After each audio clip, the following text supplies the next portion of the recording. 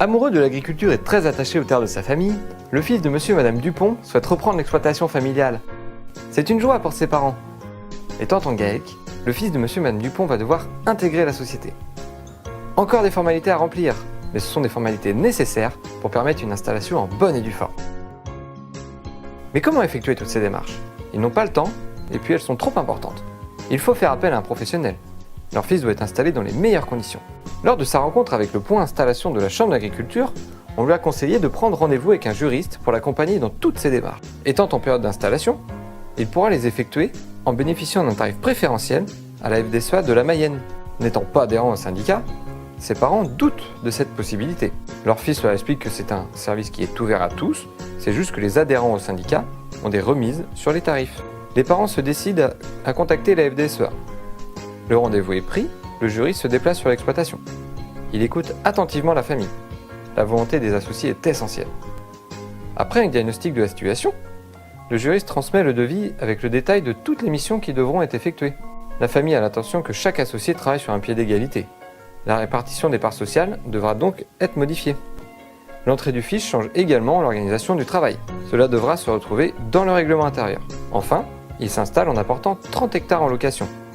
Cela est nécessaire pour que l'exploitation reste viable à 3 associés. Le juriste s'occupe de rédiger les nouveaux statuts, le PV d'AGE, tout ce qui concerne le foncier, comme les baux, les conventions de mise à disposition. Il informe les organismes extérieurs, comme la SAFER, la DDT, les impôts ou encore le service comptable.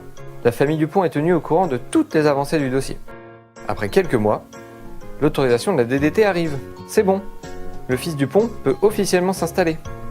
Il est aujourd'hui locataire de terre à son nom et possède des parts sociales dans le GAEC, ce qui lui assure un avenir professionnel et personnel serein.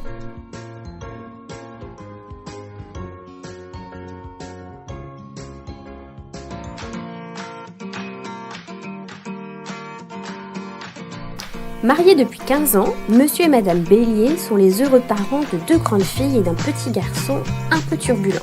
Si tout roule à la maison, sur l'exploitation, par contre, les choses ont bien changé depuis leur installation en 2001. Aujourd'hui, la charge de travail s'est tendue et les parents ont de moins en moins de temps à consacrer à leurs enfants. Monsieur Bélier réagit et propose à sa femme d'embaucher. Madame Bélier est prudente. Embaucher un salarié, c'est beaucoup de formalités, du suivi et puis surtout, il faut trouver le bon. Vers qui se tourner pour tout ça ? Petit à petit, l'idée fait son chemin et monsieur Bélier finit par convaincre madame Bélier. Il prend alors contact avec l'ANEFA Mayenne, le pôle emploi agricole. En quelques minutes, Jennifer de la Bourse de l'Emploi l'aide à définir son besoin. Quelle mission allez-vous confier aux salariés ? Quelles compétences seront nécessaires ? Tout est passé en revue, du profil aux conditions de travail. L'offre est ensuite transmise à tous les partenaires de diffusion, la presse, la radio, Pôle emploi et les centres de formation. Jennifer et Émilie recherchent pour monsieur Bélier le meilleur candidat. Quelques jours plus tard, après plusieurs entretiens, le bon candidat est trouvé. Monsieur Bélier est alors accompagné par Charlène, juriste en droit du travail, pour sécuriser son embauche. Le service de la FDSEA Mayenne lui éditera ses bulletins de salaire mensuels, ainsi que tous les documents nécessaires pendant l'exécution du contrat de travail avec son salarié. Parce qu'embaucher en agriculture, c'est possible avec l'ANEFA et la FDSEA de la Mayenne. La FDSEA met à votre disposition des juristes spécialisés sur l'ensemble des problématiques qui vous concernent, comme tout ce qui a trait au foncier. La construction de la ligne à grande vitesse a causé divers préjudices aux propriétés et aux exploitations du département. L'aménagement foncier n'a pas pu réparer l'intégralité des préjudices causés. Aussi, le service juridique de la FDSEA est à la disposition des propriétaires et des exploitants pour constituer des dossiers de demande d'indemnisation. Un exploitant nous sollicite par exemple sur une question relative à un allongement de parcours. Il doit en effet effectuer plus de 2 km pour accéder à une parcelle qui lui a été attribuée suite à l'aménagement foncier. Comment faire pour être indemnisé ? Et peut-il être indemnisé ? Le juriste chargé du dossier à la FDSEA procédera à l'expertise en établissant un document écrit justifiant l'intégralité des préjudices. Un propriétaire nous sollicite concernant un îlot de 30 hectares coupé en 2 suite au rétablissement d'une route départementale. A-t-il droit à une indemnité ? Le juriste chargé du dossier établira l'expertise en se basant sur les protocoles et textes en vigueur et en établissant la demande et en la chiffrant sur la base de la perte de valeur vénale du bien.